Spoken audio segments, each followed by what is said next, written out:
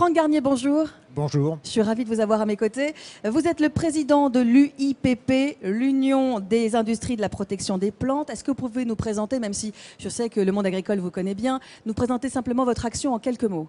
Alors, c'est effectivement une union interprofessionnelle qui regroupe 20 adhérents que vous pouvez retrouver sur le site uipp.org. Je fais un petit peu de publicité. Vous avez raison, c'est le lieu. Et notre rôle, en fait, c'est de défendre le secteur d'activité et surtout de communiquer auprès des pouvoirs publics et du public sur le rôle, les enjeux, l'utilité de notre activité, de notre profession. Alors justement, on reviendra sur la communication, mais d'abord les enjeux. Quels sont ces enjeux auxquels vous êtes confrontés dans la gestion durable de l'agriculture?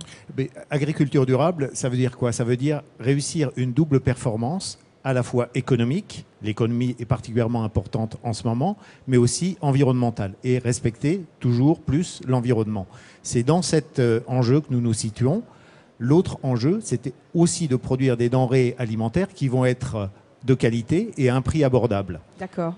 Les contributions notables de ces dernières années des produits phytopharmaceutiques dans l'agriculture traditionnelle, quelles sont-elles, ces contributions? Alors nous servons tous les types d'agriculture, conventionnelle, raisonnée, et même nous servons l'agriculture biologique. Alors ça, il faudra en revenir là-dessus, parce qu'effectivement, le grand public peut être étonné de ce lien bio et produits phytopharma. Et ce que nous promouvons, c'est une agriculture qui soit raisonnée, c'est-à-dire qui utilise ce type de produits servant à protéger les récoltes, les plantes contre des maladies et des insectes, uniquement quand c'est nécessaire, à la bonne dose et au bon moment. C'est ce qu'on appelle une agriculture raisonnée. D'accord. Donc ça veut dire, peut-être, dans cette émission, on a déjà vu effectivement que l'utilisation des produits phytopharma avait diminué ces dernières années parce qu'effectivement, on n'utilise plus ces produits, j'allais presque dire à tort et à travers. Maintenant, l'agriculteur sait à quelle dose, comment, pourquoi utiliser ce produit. Absolument.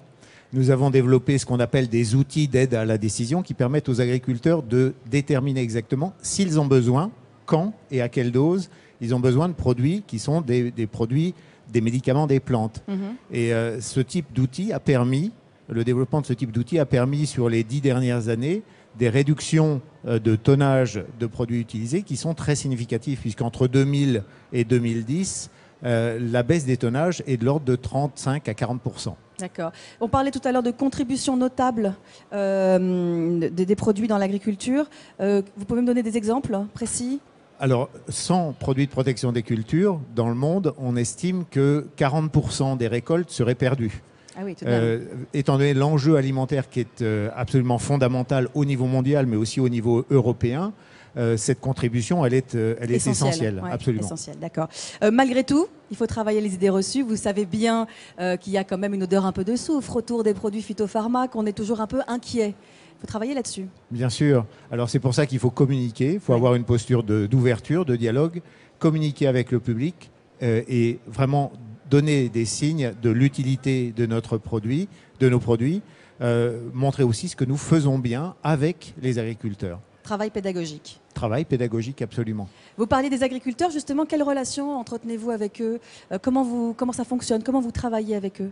Nous sommes en fait un des maillons de la filière agricole. Nous servons les agriculteurs et nous travaillons avec eux dans 4 domaines en particulier.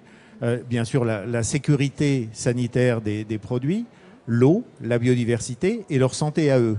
Et nous avons des plans d'action, des plans de progrès qui, année après année, nous permettent d'être toujours plus performants sur le plan environnemental, sur le plan de la santé. Nous avons travaillé par exemple dans le domaine des emballages pour avoir des emballages plus sûrs. Nous travaillons dans le domaine de la biodiversité en promouvant des jachères apicoles qui permettent d'avoir plus de nourriture pour les abeilles. Nous travaillons à récupérer et à recycler l'ensemble de nos emballages. Nous sommes déjà à plus de 75% de nos emballages qui sont récupérés au niveau des fermes, et puis ensuite recycler. Alors comment vous travaillez? Vous travaillez directement, vous communiquez directement avec eux? Avec les agriculteurs? Ça passe par quel vecteur? Alors ça passe par, en fait c'est une chaîne, il y a beaucoup d'acteurs. Nous pouvons communiquer directement avec eux sur ce qu'on appelle les bonnes pratiques, mais nous pouvons communiquer également à travers les syndicats, à travers les distributeurs, les coopératives ou les négociants. Très bien. On va terminer quand même avec un mot sur l'avenir des produits phytopharma. Vous l'envisagez comment? Vous le voyez comment cet avenir? Vous savez, les produits phytopharmaceutiques, c'est ce sont des médicaments des plantes. Oui. L'homme a toujours eu besoin de médicaments. Les animaux ont besoin d'être soignés avec des médicaments vétérinaires. Et si nous voulons produire avec un bon niveau de production, de la qualité et à un prix abordable, il faudra continuer à développer de nouveaux produits phytopharmaceutiques qui seront plus performants et plus sûrs pour l'environnement. Et avec les bonnes pratiques. Avec les bonnes pratiques. Merci beaucoup Franck Garnier, merci à vous. Merci.